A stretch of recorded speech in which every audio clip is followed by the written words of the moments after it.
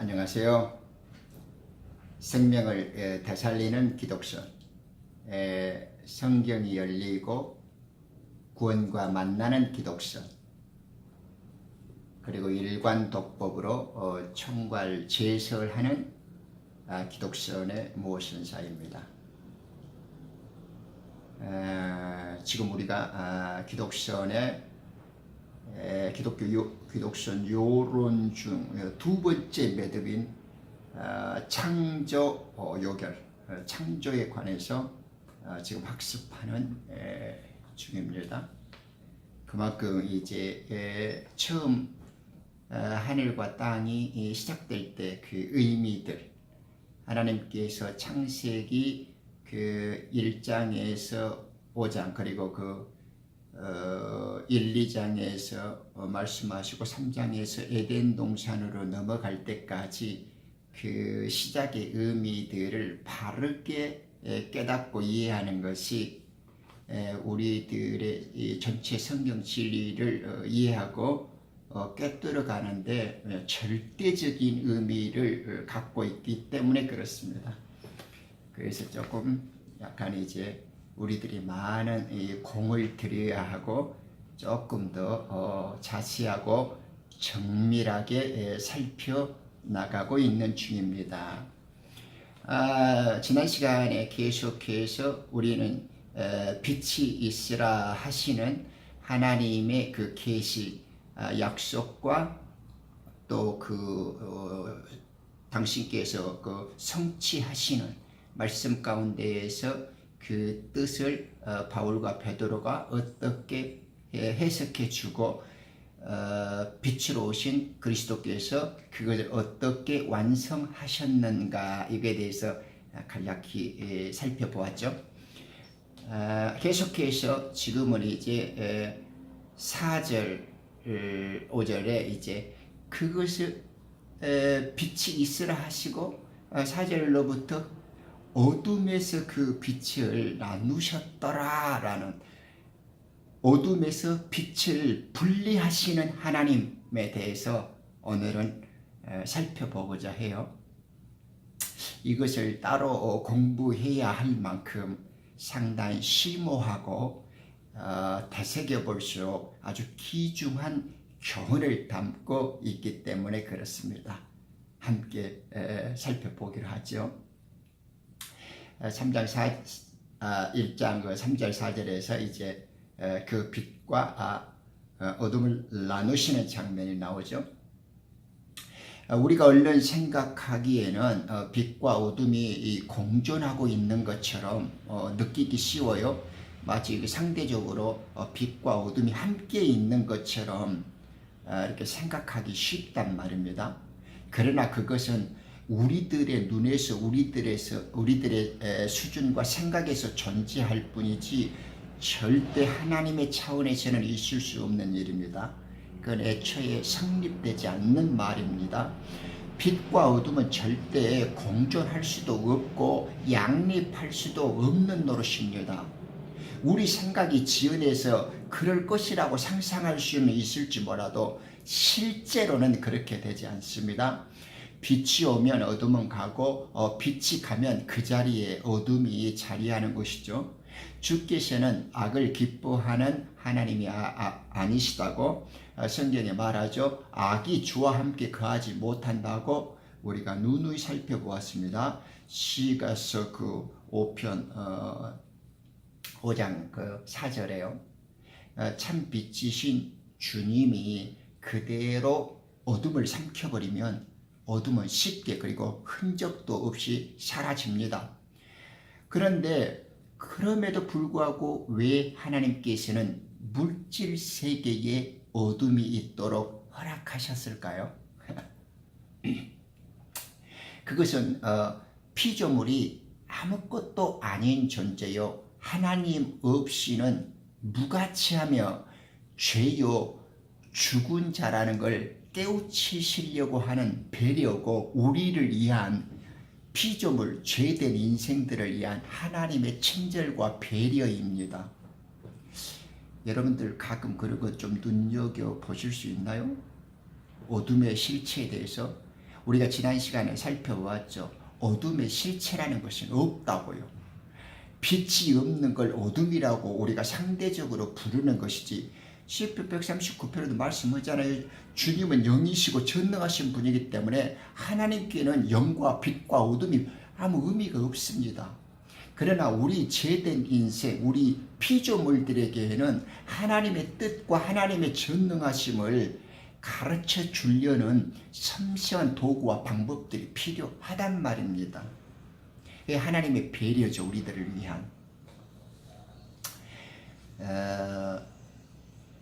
보이는 세계에 사는 이 피조 개체들은 그 스스로 영적 세계, 하나님의 존재 세계를 알 수 없습니다.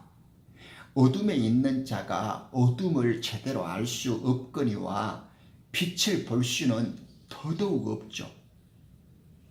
어둠이 없으면 빛을 아는 방법은 더욱 없을 겁니다. 아마 어쩌면 어둠을 깨닫고 있으니까 빛을 알 수 있고, 빛을 아니까 어둠이 보여지겠죠.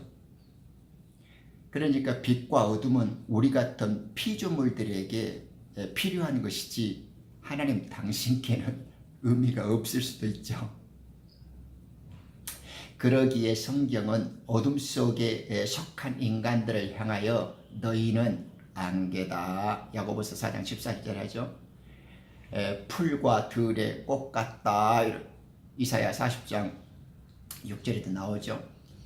모세의 기도에서 보면 우리들의 연수가 한낮 이야기처럼 지나가고 아침에 자라나는 풀처럼 같다, 풀처럼 된다, 이렇게 시편 90편 또 5절 9절에서도 고백하고 있죠. 네, 우리들은 정말 벌레 같고 안개 같고 티끌 같아요. 네, 풀처럼. 저도 이 브라질 그 더운 지방에 가서 이렇게 풀을 많이 베고 일을 해보면 정말 그 떼약볕에서 한나절만 딱 내리치면 풀이든 꽃이든 다 시들어버리고 말라버립니다. 그런 것들을 청소하고 뽑아내고 그 몇 년 동안 일을 하면서 수없이 그런 걸 많이 되새기고 봐왔습니다만, 모든 인류가 공통으로 끼안고 있는 어둠, 특히 과학자들이나 교육자들이죠. 어둠의 세력의 통치자, 에베소서 2장이나 6절에 나오죠. 어둠의 통치자들이 있죠. 이 어둠의 영이 우리를 통치하고 우리 속에서 조정하고 있기 때문에 우리가 아무리 좋은 상태에 있을지라도 우리 모두는 헛된 것입니다. 우리가 어둠 속에 있는 한 아무리 제 잘난 맛에 떠들고 우아하게 꾸미고 너한테 잘난 채 내세워 보일지라도 우리는 어둠 속에서 어둠끼리 도토리 키재기 하듯이 자기들 자랑만 내세우는 거예요. 인간의 모든 그 선한 의도들과 노력들은 모두 물질적인 발전이죠. 교통통신의 발달, 생활 조건의 향상, 이런 것들은 다 물질적인 것들과 관련이 있기 때문에 하나님의 말씀에 불순종한 대가로 하나님께서 정해 놓으신 자연 법칙을 무너뜨리려는 타락한 인간의 이기적인 그런 허황된 몸짓, 그런 부질없는 투쟁에 불과한 것입니다. 인생의 참된 이슈는 항상 하나님의 말씀이고 앞으로도 늘 그래야만 합니다. 선지자 이사야는 이 빛이 어둠의 땅에 오사 어떻게 행하실 것을 말씀해 주시고 계시죠. 나 주가 의로 너를 불렀으니 내가 내 손을 붙들고 너를 지킬 것이며 백성의 언약과 이방인들의 빛으로 너를 주어 안못 보는 눈들을 뜨게 하며 감옥에서 갇힌 자들을 이끌어내며 어둠 속에서 앉은 자들을 감옥에서 내게 하리라. 네, 성경에서 신약에서 예수님이나 사도들이 많이 인용한 말씀이죠. 즐겨 들어보았죠. 우리 주님의 사명이고 우리 주님이 이 땅에서 행하셨던 사역들이죠. 하나님을 떠나 암흑에 있습니다. 우리는 흑암의 감옥에 갇혔습니다. 사탄의 그 세뇌에 의해서 우리들은 되고 소경이 되었고 빛과 구원을 주시는 예수님으로부터 가려진 자, 떠난 자들로 지금 있단 말입니다. 그러니까 이 눈의 비늘을 벗겨내야 됩니다. 사탄이 우리를 소경되게 하고 우리 눈을 가려버린 수건을 걷어내야만 합니다. 이 지금 그 빛을 어둠에서 나누시더라 라는 이 4절 말씀 속에는 이 창조 역사의 빛, 낮, 어둠이라는 하나님의 그 이 애언과 약속 속에는 하나님의 눈물과 하나님의 호소와 하나님의 간절한 구원을 담는 메시지, 그 눈물이 들어 있습니다. 나는 이것을 보고 생각할 때마다 이 말씀 속에 빛과 어둠과 이 날들 속에 들어있는 하나님의 눈물과 절규를 매일 들을 수 있습니다. 여러분들도 한번 보시죠. 얼마나 하나님께서 이 빛과 날과 어둠이라는 어둠에서의 분리를 통해서 우리들에게 말씀해 주시고자 하는 그 뜻을 이 천상을 통해서 하늘과 땅과 빛과 어둠을 우주를 동원해 가지고 우리를 찾는 하나님 자신의 몸부림과 간절한 소망을 우리들에게 전달해 주시고자 애쓰시는지 그 섬세하고도 그 간절한 호소와 그 애원을 느낄 수 있단 말입니다. 네. 하나님은 나누는 분이십니다. 성경에서 하나님께서 합치시는 경우는 없습니다. 단 몸과 몸이 그리스도의 몸과 우리들의 몸이 합해서 우리 지체들이 거룩한 교회에서 그리스도 아들의 몸, 즉 아몰이 된 상태에서 거룩한 몸을 만드시는 것에 목적을 할 뿐 나머지를 하나님께서 합치시는 경우는 없습니다. 하나님은 다 분리하시고 나누시고 쪼개십니다. 이렇게 성경 전체 신구약에서 하나님께서는 분리의 하나님, 쪼개시는 하나님, 거룩하게 성별하시는 하나님이지 통합의 하나님, 이 연합을 시키시는 하나님으로 나타나지 않습니다. 유엔본부나 종교 통합하고 연합운동 들이는 이런 미치고 거짓된 자들이 이 쏟아내는 이 간교한 그 괴사한 언어들은 성경의 정신과 그 진리와는 아무 상관이 없는 이야기들입니다. 그건 그들이 지어내고 꾸며내고 만들어내는 말에 불과합니다. 신명기 32장 7절, 레위기 11장, 창세기 11장, 고린도후서 6장 14절에서 17장까지, 그리고 마태복음 13장 40절 41절도 수많은 곳에 한번 확인해 보십시오. 하나님께서는 어둠으로부터 분리시고 죄로부터 쪼개시고 사탄과 이 세상의 하나님의 마귀의 앞잡이에서 그에 속한 모든 가치와 사상과 그들이 빚어내는 모든 그 생활로부터 쪼개고 분리시키고 성별시키는 것이지, 세상에 있는 것들을 갖고 하나도 연합하거나 통합하거나 미련두지 않는 하나님이시라는 걸 두 눈으로 똑똑히 확인할 수 있습니다. 하나님의 재창조 중에 세 번째 행위, 세 번의 행위, 즉 창세기 1장에 보면 4절, 7절, 10절에서 하나님께서는 아무것도 섞지 않으심을 볼 수 있습니다. 한번 유심히 살펴보셔도 됩니다. 하나님께서는 나누십니다. 누가복음 12장 51절이나 요한복음 7장 43절에도 하나님께서는 철저히 나누시는 분임을 소개합니다. 그러면 하나님은 왜 빛과 어둠을 나누시고, 왜 낮과 밤을 분리하시고, 왜 바다와 땅을 나누시는 것일까요? 네, 이거 다 똑같은 말입니다. 성경적인 생명의 기준과 하나님의 관점에서 같은 말인데, 그럼에도 어둠 속에 버려지고 하나님을 떠나서 마귀 아래에서 이 죄악과 죽음의 포로가 되어진 자들에게는 하나님은 이렇게 섬세한 배려, 이렇게 친절한 교육을 통해서 우리를 깨닫게 하시려고 한단 말입니다. 그것은 어둠에 버려진 자들, 죽음에 갇힌 자들, 죄악에 포로된 자들이 하나님의 빛을 보다 잘 발견하고 하나님의 진리를 잘 받아들일 수 있도록 하나님이 지혜요 자비요 권능으로서 깨닫도록 도와주시는 겁니다. 그래서 빛과 어둠을 나누고 낮과 밤을 쪼개고 또 이런 바다와 그 땅을 분리시켜서 그런 것들을 늘 살면서 보고 들을 때마다 나의 지혜, 나의 권능, 나의 좀 속마음과 의도들을 좀 보고 깨달아 줄래? 이렇게 우리들에게 호소하시는 겁니다. 태양과 달의 주요한 기능을 보십시오.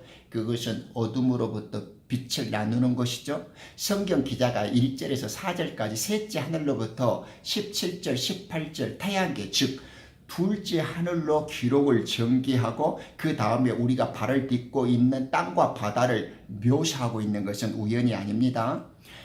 그 치밀하고 완벽한 하나님의 계시고 약속입니다. 지금이라도 태양을 보고 밤하늘에 떠있는 둥근 달과 별을 쳐다볼 마음은 없습니까? 저는 그래서 종종 의도적으로 달과 별들을 자주 보려고 애를 쓰고 많이 봅니다. 수없이 의도적으로 잘 봅니다. 다음에 우리 기독선 24 성원도 공부할 때 이 별들의 노래에 대해서 공부할 시간이 있을 텐데 어둠 속에서 달과 별을 본다라는 것이 얼마나 진리적인 기쁨과 즐거움을 소유하고 소망스러운 일인지 네, 그런 생각 좀 하고 살게요. 태양은 밤에서 낮을 나누고 달은 그리스도 몸의 예표죠. 교회라고 하는 달은 어둠을 밝히는 역할을 합니다.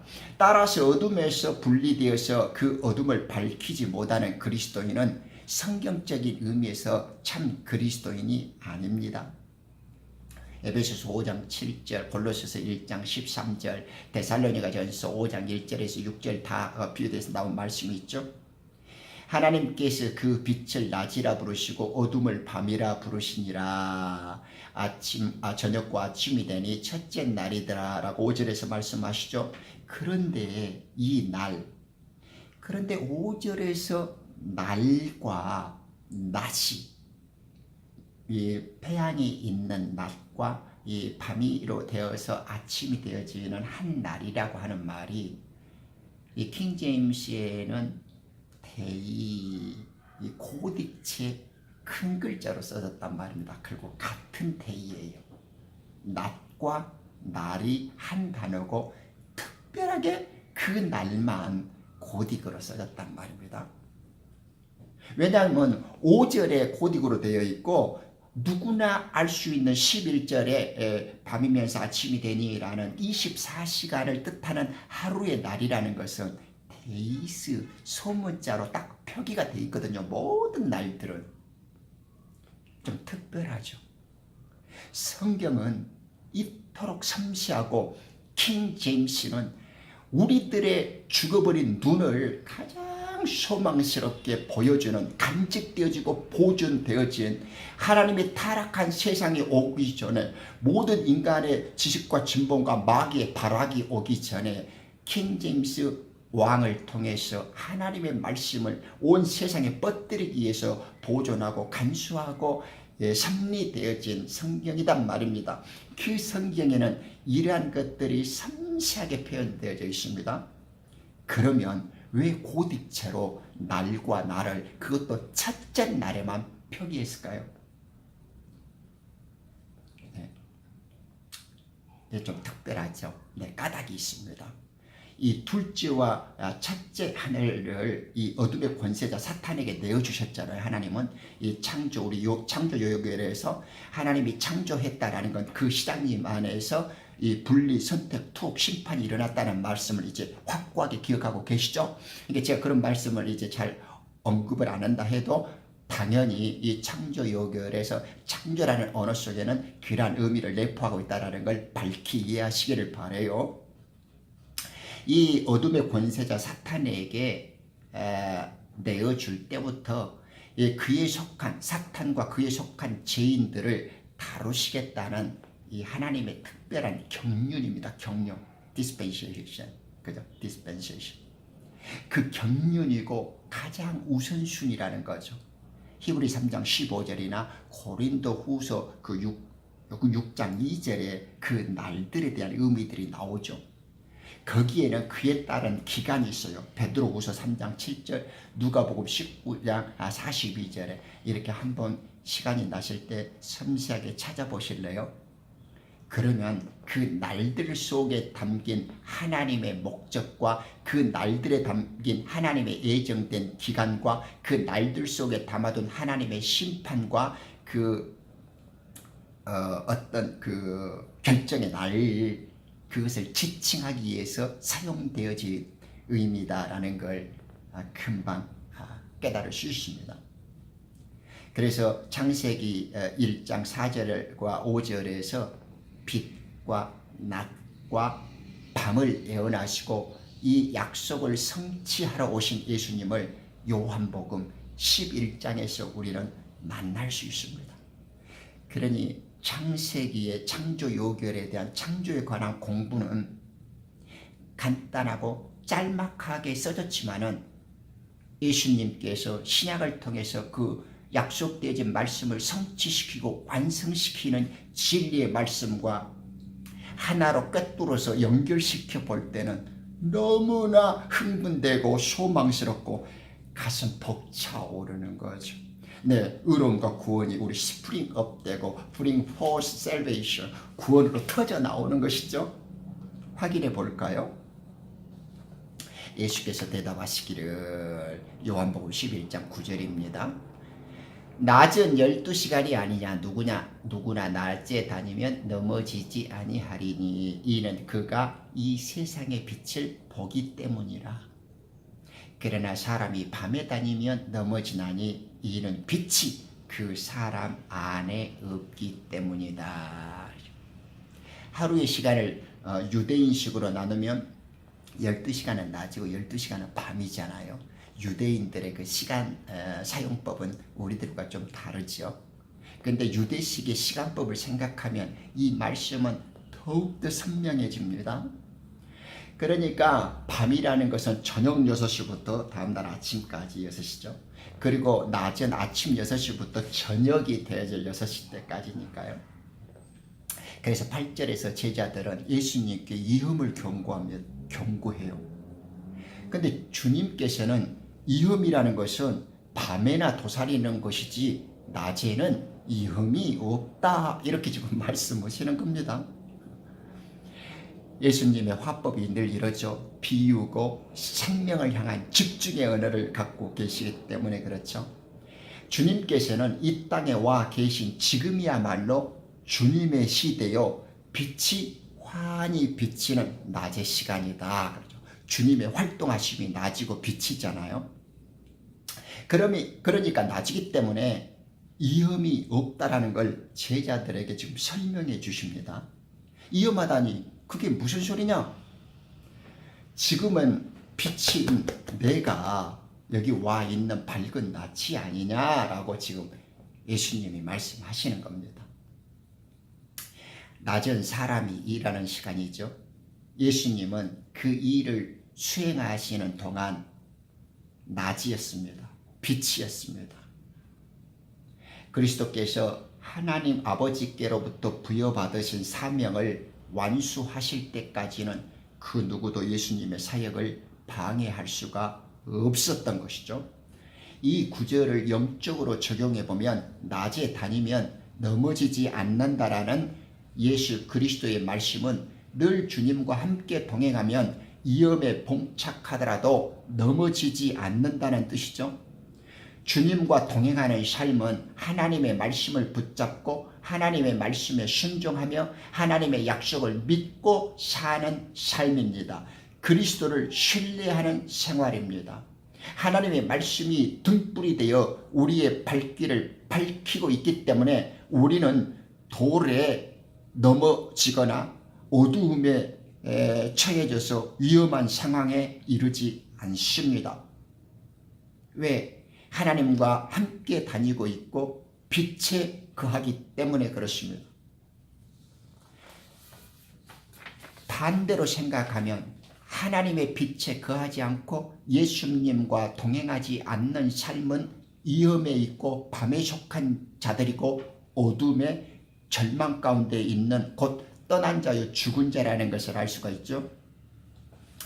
하나님께서는 지극한 관심과 끈질긴 인내로 이렇게 죄인을 포용하시고 회개의 시간들을 유예하여 주십니다. 밤이 가고 날이 새는 동안에 어둠이 오기 전 빛이 있는 낮 동안에 회개하고 우리는 복음을 믿고 따라야 합니다. 이 간곡한 역사와 이 간절한 외침과 우리 죄인들을 향한 아버지의 애끓는 호소가 바로 창세기 1장 4절에서 5절 낮과 빛과 어둠을 분리시킨 말씀 속에 담겨 있는 것입니다. 내가 낮이다. 내가 낮에 일하는 이 동안에는 너희들에게 위험이란 없다. 나와 함께 다니면 넘어지지 않는다. 이 멋진 말씀을 에베소서 5장 8절에서 또 14절에서 이런 말씀하죠. 너희가 한때는 어둠이었으나 이제는 주 안에서 빛이시 그분의 자녀로서 행하라. 14절에 그죠? 그가 말씀하시기를 잠자는 자여 깨어라. 그리고 죽은 자들로부터 일어나라. 그러면 그리스도께서 내게 빛을 주시리라. 우리는 죽은 자입니다. 우리는 잠자는 자들입니다.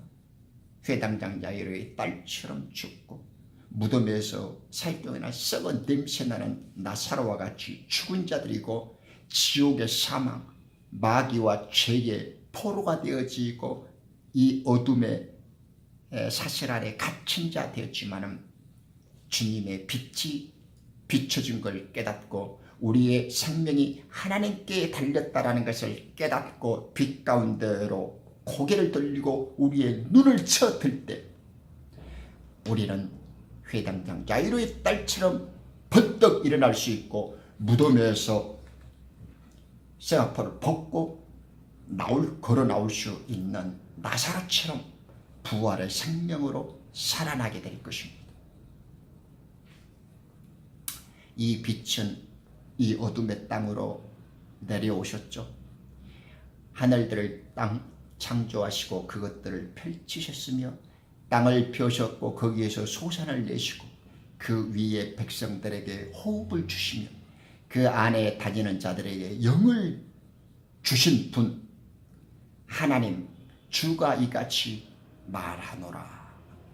나 주가 의로 너를 불렀으니 내가 내 손을 붙잡고 너를 지킬 것이며 백성의 언약과 이방인들의 빛으로 너를 주어 앞 못 보는 눈들로 뜨게 하며 감옥에서 갇힌 자들을 이끌어내며 흑암 속에 앉은 자들을 감옥에서 내게 하리라. 이사야 42장 6절에서 7절. 우리들은 이렇게 마귀에게 잡혀서 죄의 포로가 되어 있고 그들의 수작 때문에 그들의 통제 아래에서 죽은 자의 사망의 그늘에 앉아 있고 빛을 발견할 수 있는 어둠 속에 버려진 자들이 되었단 말입니다. 이것이 하나님을 떠나서 죽은 자의 상태고 하나님의 은혜에서 멀어진 우리들 존재 상황이라는 것입니다.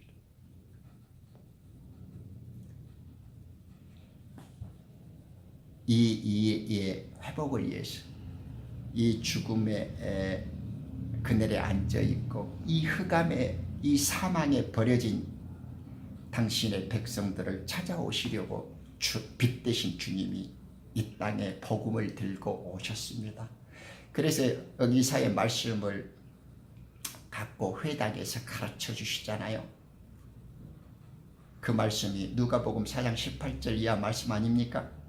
선지자 이사야 책을 드렸습니다. 그러니까 주님이 그 책을 펴시고 이같이 기록된 부분을 찾으시더라. 그리고 18절부터 읽어주십니다. 주의 영이 내게 임하시니 가난한 자들에게 복음을 전하게 하시려고 내게 기름을 부으시니라.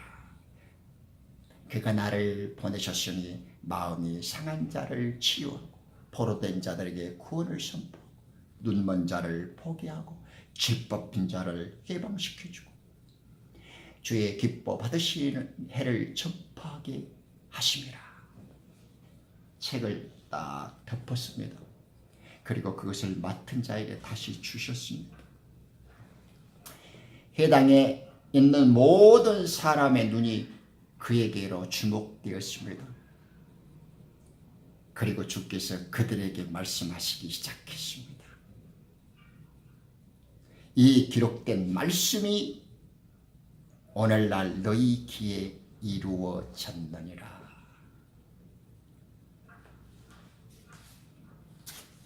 여러분들은 어떻습니까? 예수님이 들려주시는 이 생생한 외침, 이 간절한 호소, 이 주님의 눈물이 담긴 끈질긴 절규와 애타는 구원에 대한 호소가